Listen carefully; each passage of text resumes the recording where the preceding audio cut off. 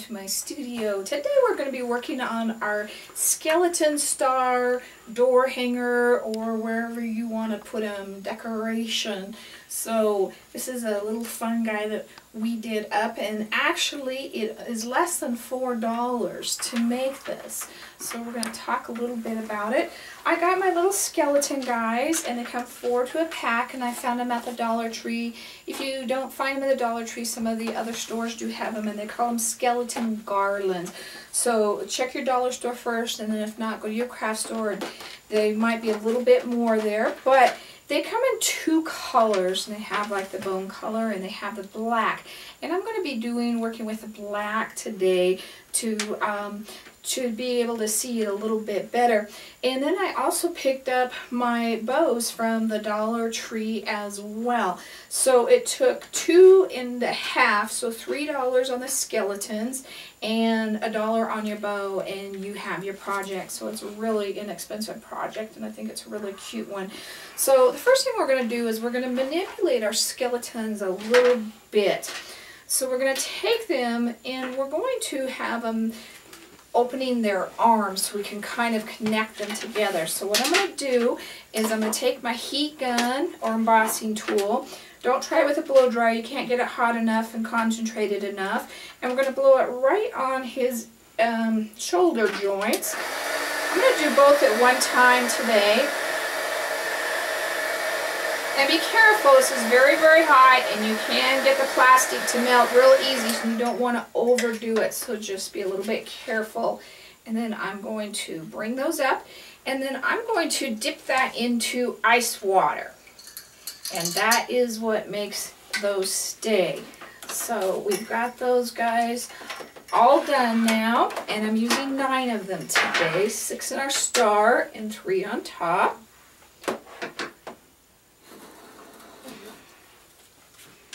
Kind of dry them a little bit. Had them a little bit wet here. So we're going to do 3 up on top like we talked about, and 6 down at the bottom.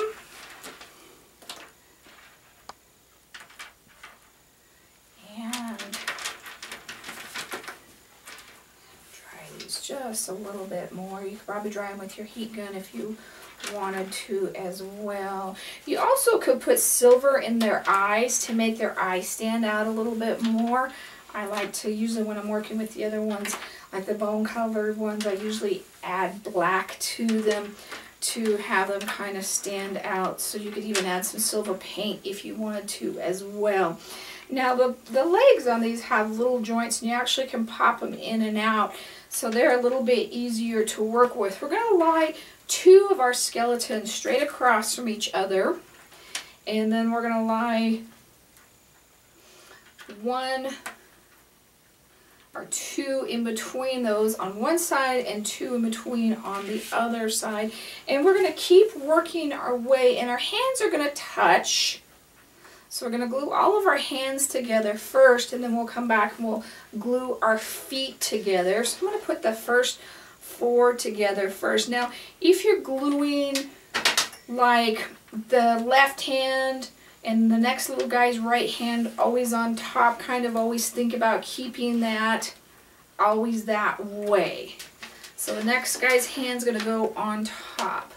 You want to keep him that way. And these 2 are the most important. Those should be straight across from each other. And that guy's hand should be on top. And then we'll come over, and this guy got a little bit deformity here. By the time we get done, nobody will notice. It's the first one I've ever had that way. Out of all the ones I've used hundreds of these little guys. That guy on top. And I'm using a low temp glue gun. I'm not using it at high temp. And we're ending up with that guy back. Actually, that one should be reverse. This guy should be on top. Okay, so we've got started here. Now we're going to kind of do the same thing with their legs here, because that's going to help them be a little bit better of a design as well. So I'm going to start by butts up on all these little guys. So we'll take this guy and we'll put this leg on top of him. We'll take this guy down. All of a sudden and put this guy on top. And this guy down. And I'm gluing right behind those ankles.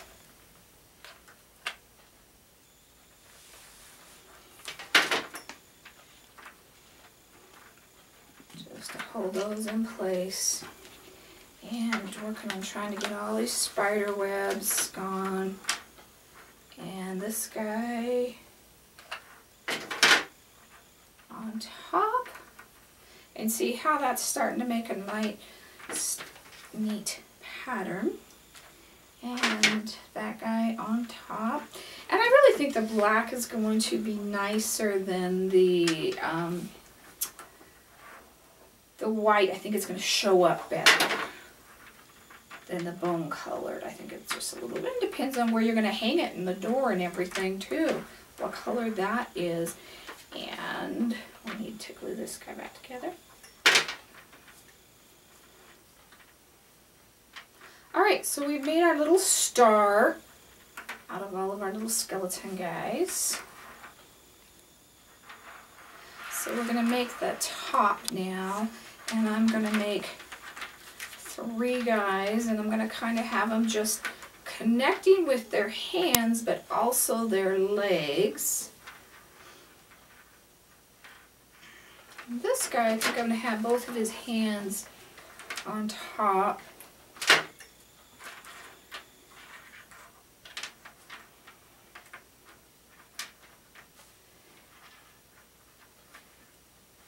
And we're going to just glue their legs all the way across on both sides.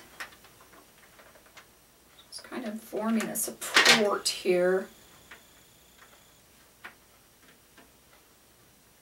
All the way in. Getting rid of our little spider webs. And I'm going to glue this guy on. So we've got our little kind of triangle, and we're going to put our bow in there and cover all of that up anyway. So that's kind of our top of our base. So we're going to hook these guys up,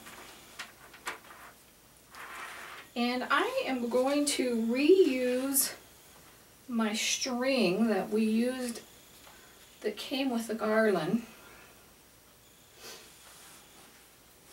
And I'm just going to pull this guy through and see how this works. Let me see here. This may not work like I think it should. Another thing I was trying to think is the ribbon hanging underneath it, but I didn't like the way that it looked. So, and the other way, I'm just going to do 2 double knots. The other one I tried to kind of glue it down on both sides of him so he'd hang a little bit straight, but it didn't seem to matter. Remember, these are going to be hanging on a door, so it's not like they're going to be flipping all around anyway. They're going to be flat on one side, so they'll stay pretty stable. But you want this down far enough that when you tie it up here with your bow, this doesn't get lost in this. I want it a little bit longer than that. So, and you also want your bow small enough that you can see these little guys outside of the bow. And I do have a video on how to make a bow. I just try to keep some of those out there so you can go watch them whenever you want. We don't waste a lot of time in doing another craft.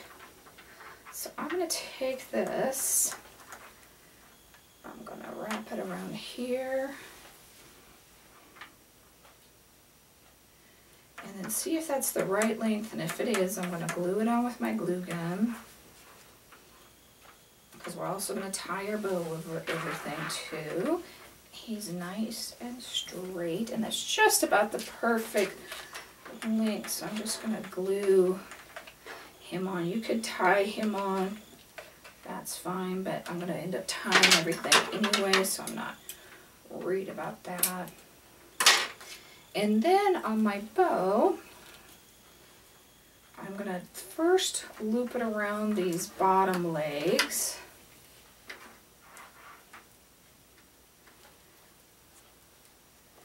So that is on there nice and good.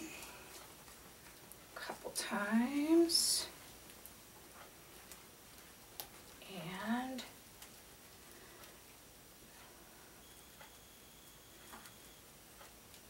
I'm going to have this one come over the top leg here. There's no right or wrong on this. And make a little thing. Now, what I'm probably going to do here as well, and you could even hook your little thing up, I'm going to make a little bit of a hanger here to see if that's maybe a little bit too low to hang it. You may need a hanger near the top. But we'll take a look at that and see when we get there. And like I said, you don't want the bow covering these guys up. Keep them so you can see them a little bit. Keep that bow kind of sitting low. And there is our little Halloween skeleton star. And when you get that all pushed up against the wall, it's nice and flat. Another thing I thought about was putting little pumpkins inside their feet. I thought that would really be kind of cute and add them a little bit more color. But make sure your bow kind of accents whatever skeletons you're using. This will look better with the orange than the purple. I'm going to start with my twine, and I'm going to put it onto my wreath, and I'm just going to loop it through so that it will hang from that, and then we'll tie it onto our bow and our skeletons up here. And we want that so that it's not too far up and not too far down. And it's hard to see when you're always upside down. So we're going to wrap this guy around. And it's always easier said than done when you're trying to show somebody else. So I'm going to wrap that first string around.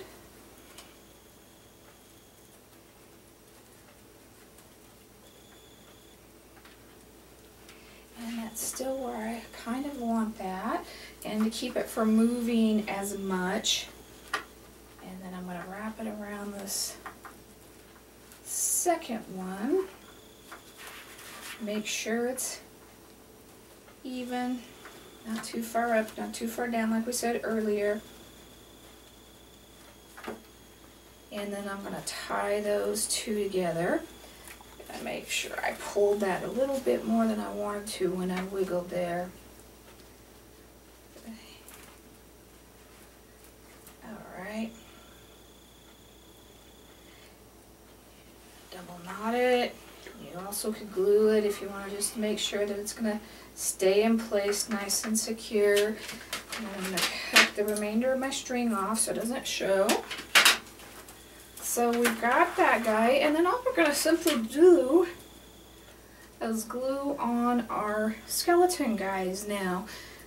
And I looked at it with the black, and I did not like the black as well. It did not show up on the wreath. So we're going to make sure that we do this with our bone colored ones. And I'm just doing them down the spinal cord and across the shoulders because that's kind of the area that it's hitting on the wreath. That little gig's hand came undone, so we'll glue him back on there. And you could glue other things in there too if you wanted to. But by having the star shape, it kind of gives them a pattern. Because I had tried it without doing the star shape first, and I did not care for it as well at all. You could put the little spiders in with it. The orange little spiders would show up a little bit, or anything you wanted to. But there you have a whole different look just by adding the wreath to that. Fluff back out that bow. It's one thing that drives me crazy is flat bows. And there is our little skeleton star on a wreath.